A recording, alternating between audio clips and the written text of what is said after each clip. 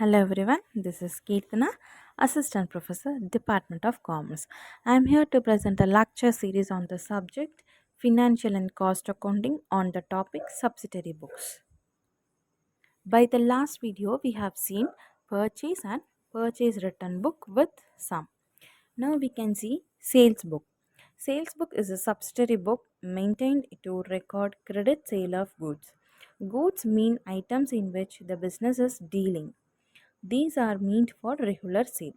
Cash sale of goods and property of sale and assets, whether for cash or on credit, are not recorded in the sales book.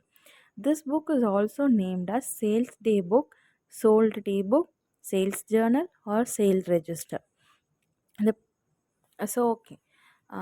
Purchase book and purchase return book. Hope you have cleared with that. Now sales book. So sales book அப்படிங்கிறது நம்ம எதை வந்து sale பண்ணியிருக்கோம் and என்ன sale பண்ண entries மட்டும்தான் regular பேசிஸில் அந்த ரெஜிஸ்டரில் நம்ம ரெக்கார்ட் பண்ணுவோம். ஸோ அதுக்கு புக் அந்த புக்குக்கு நேம் தான் sales book, sales return sales book, sales journal, sold day book and sale register. So இதெல்லாம் தான் நம்ம சேல்ஸ் புக் அப்படின்னு சொல்லுவோம். ஸோ இந்த சேல்ஸ் புக்கோட பர்பஸ் என்ன அப்படின்னா, நம்ம கிரெடிட் சேல்ஸ் மட்டும்தான் அதில் ரெக்கார்ட் பண்ணுவோம். அதாவது நம்ம யாருக்கு சேல் பண்ணியிருக்கோம், எவ்வளோ சேல் பண்ணியிருக்கோம், என்ன சேல் பண்ணியிருக்கோம், என்ன அமௌண்ட்டு. ஸோ இது மட்டும்தான் இருக்கும். ஸோ நம்மளுக்கு என்ன இருக்கும், டீட்டெயில்டு இன்ஃபர்மேஷன் அண்ட் எஃபிஷியண்ட்டாக இருக்கும் டேட்டாஸ் எல்லாமே. ஸோ உங்களுக்கு சாம்பிளுக்கு இந்த ஒரு சம் இருக்குது. ஸோ இதில் என்னென்னா, ஃபஸ்ட்டு நம்ம டேட் போடணும். அதாவது நம்ம எந்த டேட்டில் டிரான்சாக்ஷன் ஆகிருக்கு.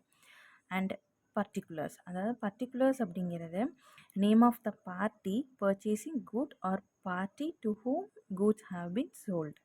It shows the details of goods as recorded as quantity, quality and other descriptions and rate of trade discount. And amount column. So amount காலம் இன் த சென்ஸ் இப்போது டீட்டெயில்ஸ்னு இருக்குது, டோட்டல்னு இருக்குது. ஸோ டீட்டெயில்ஸ் அப்படின்னா அதாவது லைக் நம்ம வந்து லெஸ் பண்ணுறது, டிடக்ஷன் பண்ணுறது, ஆட் பண்ணுறது, அது எல்லாமே போக பேலன்ஸ் இருக்கிறது தான் நம்ம டோட்டலில் நெட் அமௌண்ட்டாக போடணும்.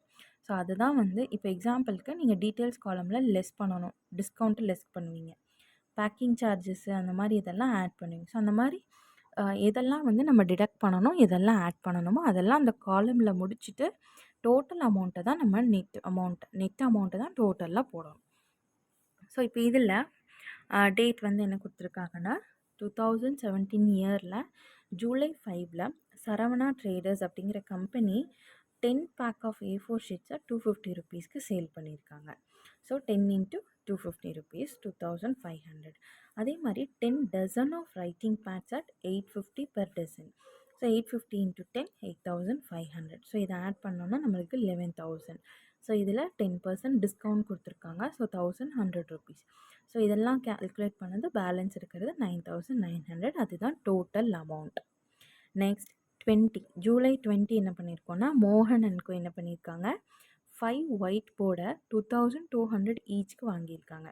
So 5 into 2200 which is 11,000. Next 10 dozen writing pad rupees 850, அதாவது பெர் டசனுக்கு 850. ஸோ அப்போது 850 இன்ட்டு 10 8500. ஸோ நம்ம இந்த இடத்துல எந்த சேல்ஸும் பண்ண மாட்டோம், அதனால் எந்த டிடக்ஷன்ஸும் கிடையாது. அதனால் 19,500 அப்படியே நம்ம அவுட்டர் காலமில் போட்டோம். இப்போ 9,900 ப்ளஸ் 19,500 ஆட் பண்ணும்போது நமக்கு 29,400 வரும். ஸோ இதுதான் நம்ம சேல் பண்ணியிருக்க அமௌண்ட். ஓகே, ஸோ நம்ம சேல் பண்ணியிருக்க அமௌண்ட் அப்படிங்கிறது அந்த பர்டிகுலர் டேட்டு. இப்போது நம்ம சேல்ஸ் அப்படிங்கிறது ரெகுலர் பேசிஸில் நடக்கும். ஸோ நீங்கள் வந்து அன்னன்னைக்கு நம்ம ரெகுலர் ட்ரான்சாக்ஷனை தான் என்டர் பண்ணுவோம். ஸோ ஜூலை மந்தில் அந்த 2 டேஸ், அதாவது 5ம் 20லையும் நடந்த ட்ரான்சாக்ஷனை நம்ம என்டர் பண்ணிக்குவோம். ஸோ இந்த டெய்லி பேசிஸ்லேயும் நம்மளுக்கு சேல்ஸ் இருக்காது அண்ட் ரெகுலராகவும் எக்ஸ்பெக்ட் பண்ண முடியாது. பட் வந்து அக்கேஷ்னலாகவும் இருக்காது.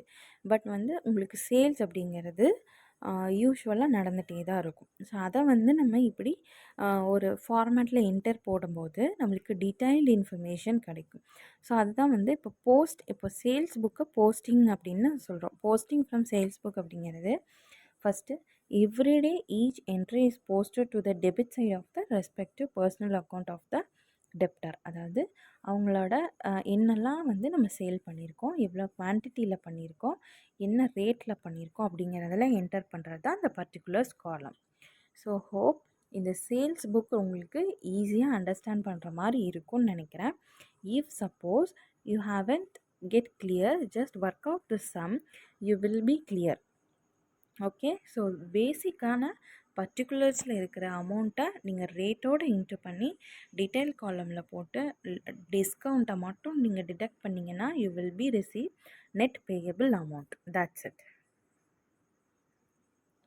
Hope you have understood my video. Thank you.